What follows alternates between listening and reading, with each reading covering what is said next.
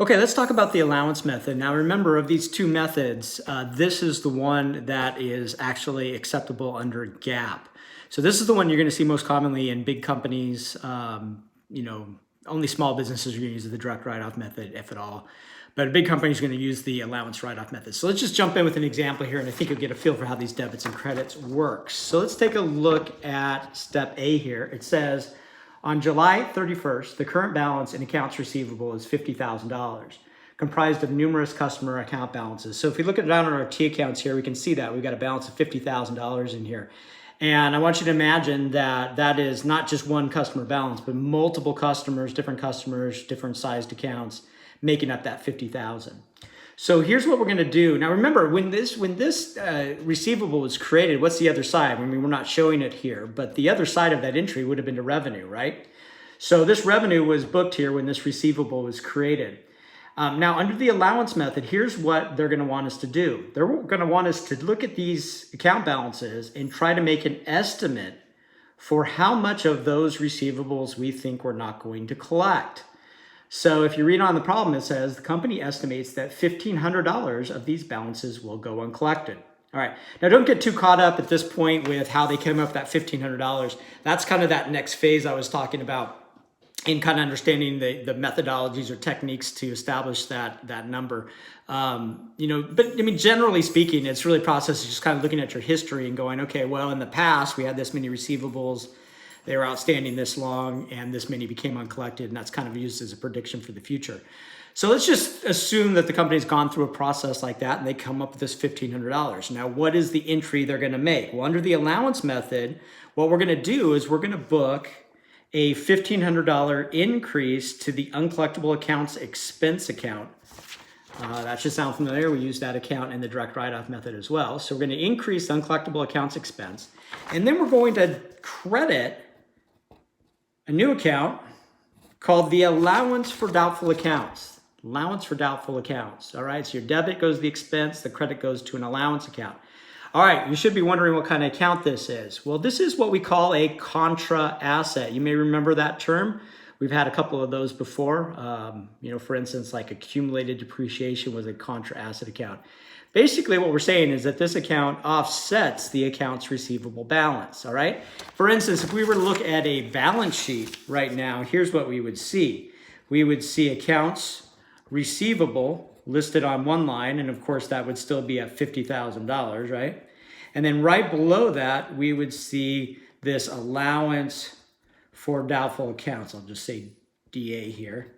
And since it's a credit balance, it would reduce or be subtracted from, I should say, that $50,000 balance, leaving you with what? $48,500. I'll show that here, right? So that's kind of how your balance sheet would look. Now, there's a name for this. They give this calculation a name. It's just simply a calculated number, right? They call this the net realizable value of accounts receivable. So some people just refer this as the NRV, or net realizable value. So if you ever see that term, that's all they're talking about. It's just simply the calculation of accounts receivable less your allowance balance. Okay, great. That's how you do it. So when you book those receivables, you book those revenues, at the same time, basically in that same period, you're also booking this allowance, or some people like to refer to it as like a reserve. You're kind of like setting this amount aside for how much you think you're not going to collect. Now, this very reason is why this is the preferred method under GAAP, because if you think about this method more aligns with the matching principle, doesn't it? Where we're matching expenses with the revenues in the same accounting period, because that allowance is booked at the same time the revenues are booked. So now we don't worry about how accurate we're going to be here. I mean, chances of us being exactly right on that $1,500 number, it's probably not likely, although you'd be surprised how good companies actually get with this number. They get pretty close usually. History tells them kind of where to place that number. But accuracy is not the huge thing here. It's like we're just putting an estimate here so that we can get and move forward. All right, so let's look at the next step here. Probably not surprisingly, you can see here that we're jumping in time from July 31st to October 31st. And it says $500 owed by S. Pearson on account is written off as uncollectible.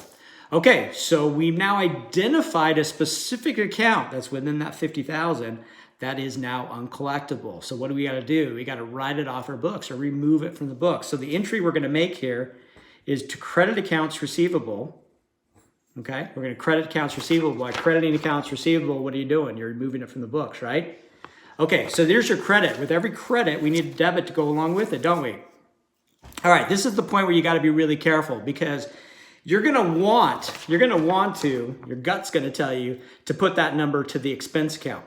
But that would be incorrect. When you're using the allowance method, we're going to place the debit to the allowance account. So let me put that in. We'll talk about that a little bit. Okay.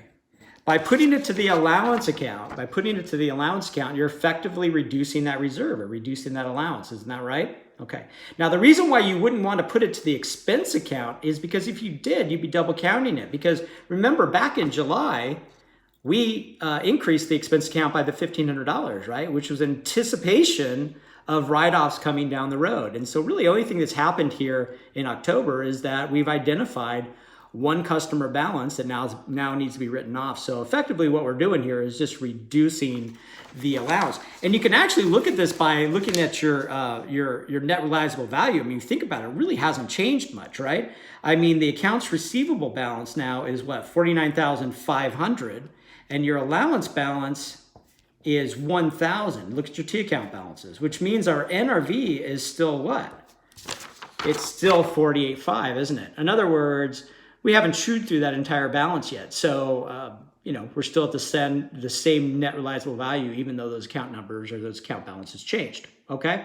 So you're gonna have to resist the temptation there to put it to the expense account and just realize it goes to the allowance account, reduces it. Now, a common question I always get here is, well, what if we don't have enough? What if that $1,500 wasn't enough, and as time goes on, we end up a lot more collectible, uncollectible accounts than that 1,500. Well, here's the thing. We don't worry about that. We can't go back in time and fix the estimate. All we can do is look at that and help us guide us going forward. And what's really going to happen, even though it's difficult to show in a problem like this, is that at the end of each month, typically, we're going to look at these receivables we have on the books, and we're going to try and, project out whatever the new allowance should be. So we're going to be making adjustments to that account as we go. So we're just going to, if we find that we need to bump it up, we'll bump it up going forward if we decide that maybe, hey, we were, reserving too low. So that's kind of the way things work. All right.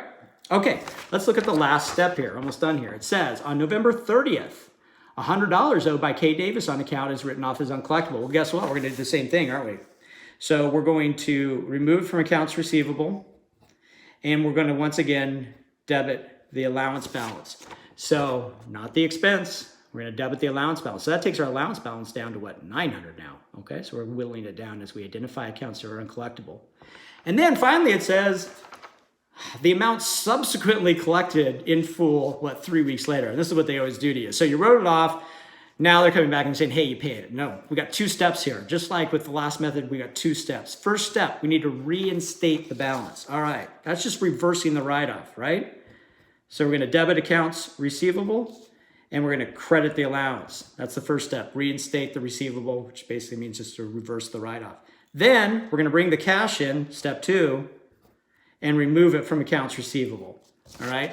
So if you look at those entries, this is what your T accounts will look in the end. All right. So again, you bring it back onto accounts receivable only to take it right back off.